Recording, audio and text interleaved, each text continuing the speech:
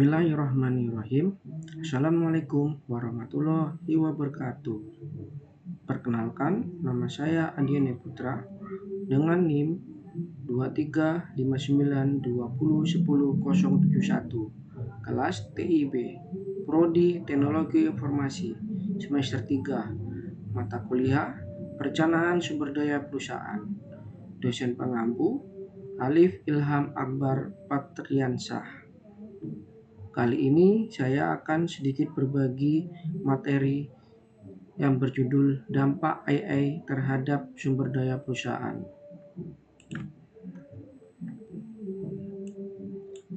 Pendahuluan.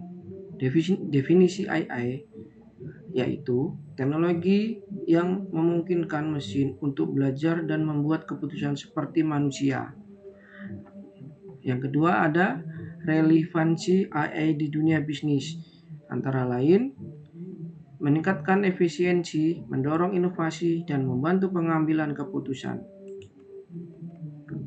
Ada dampak positif AI terhadap sumber daya perusahaan, yaitu efisiensi operasional, antara lain otomatisasi tugas rutin dan pengurangan waktu proses.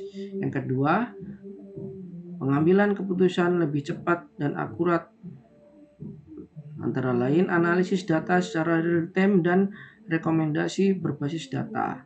Yang ketiga ada peningkatan produktivitas karyawan.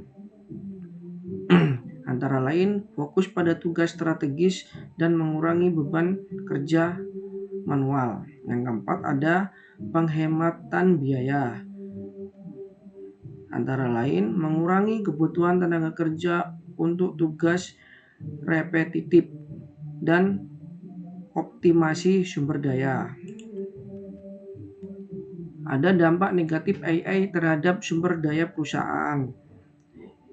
Yang pertama, ada pengurangan kebutuhan tenaga kerja manual, potensi kehilangan pekerjaan.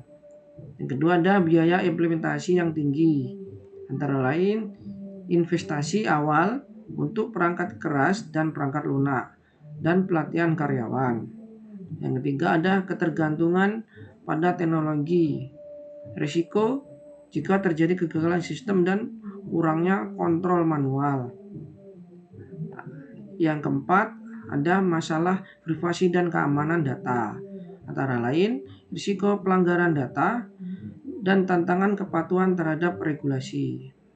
Selanjutnya ada contoh implementasi AI di perusahaan. Ada manufaktur, antara lain yang satu robotika untuk otomatisasi produksi, yang kedua pemeliharaan prediktif.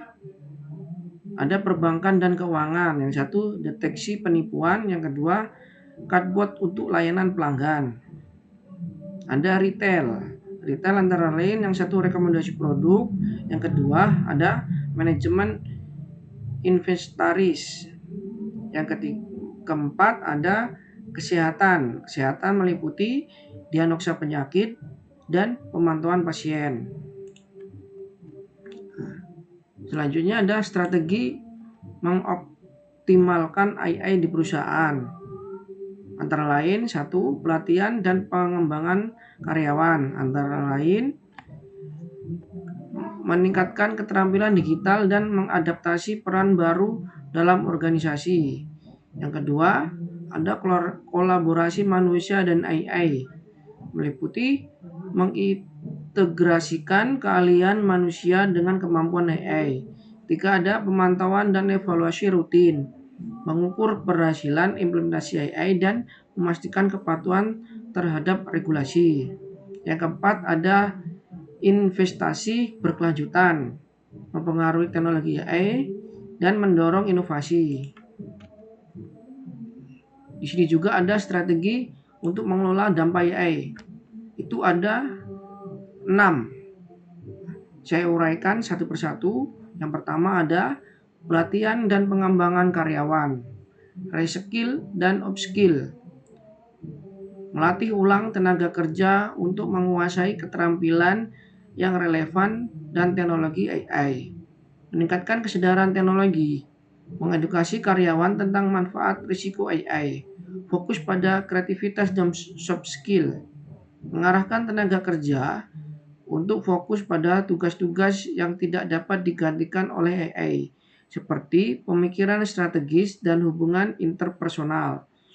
Yang kedua ada investasi pada infrastruktur teknologi, membangun sistem yang tangguh, memastikan infrastruktur teknologi mampu mendukung implementasi AI, termasuk perangkat keras, perangkat lunak, dan jaringan. Skalabilitas, memilih teknologi AI yang dapat disesuaikan dengan pertumbuhan bisnis. Penggunaan cloud, memanfaatkan teknologi cloud untuk mengelola data dan mempercepat implementasi AI.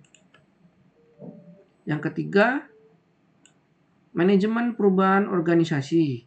Komunikasi yang efektif, menjelaskan kepada karyawan bagaimana AI akan digunakan untuk mendukung pekerjaan mereka, bukan menggantikan mereka. Keterlibatan stakeholder, melibatkan semua level organisasi, termasuk manajer dan staf, dalam produksi pengadopsian AI.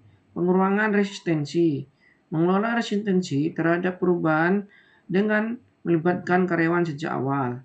Yang keempat ada kebijakan etis dan penggunaan AI. Transparansi, menjelaskan kepada pelanggan dan karyawan bagaimana AI digunakan dan memastikan proses transparan. Keamanan data, menerapkan langkah-langkah keamanan untuk melindungi data sensitif. Regulasi internal, mengembangkan pedoman penggunaan AI yang bertanggung jawab sesuai nilai-nilai perusahaan. Yang kelima ada kolaborasi dengan pihak eksternal, bermitra dengan ahli teknologi, bekerja sama dengan penyedia teknologi atau konsultan. AI untuk implementasi yang lebih baik, kolaborasi penelitian dan inovasi, terlibat dalam penelitian bersama universitas atau lembaga riset untuk mengembangkan aplikasi AI yang sesuai dengan kebutuhan bisnis. Dan yang terakhir ada pemantauan dan evaluasi berkelanjutan, pengukuran dampak, memastikan dampak AI dievaluasi secara rutin untuk mengidentifikasi area perbaikan. Penyesuaian strategi, melakukan penyesuaian strategi berdasarkan hasil evaluasi dan umpan balik karyawan. Dari dampak AI terhadap sumber daya perusahaan menghasilkan kesimpulan. Yang satu, peluang. Peluang AI menawarkan efisiensi, produktivitas, dan inovasi. Yang kedua ada tantangan, memerlukan strategi yang tepat untuk mengatasi dampak negatif. Yang ketiga ada rekomendasi. Perusahaan harus proaktif dalam adaptasi teknologi dan pengembangan sumber daya manusia. Demikian materi yang bisa saya berikan. Saya akhiri, terima kasih. Jangan lupa like, komen, dan subscribe channel Kelas Teknologi Informatika B. Saya akhiri. Assalamualaikum warahmatullahi wabarakatuh.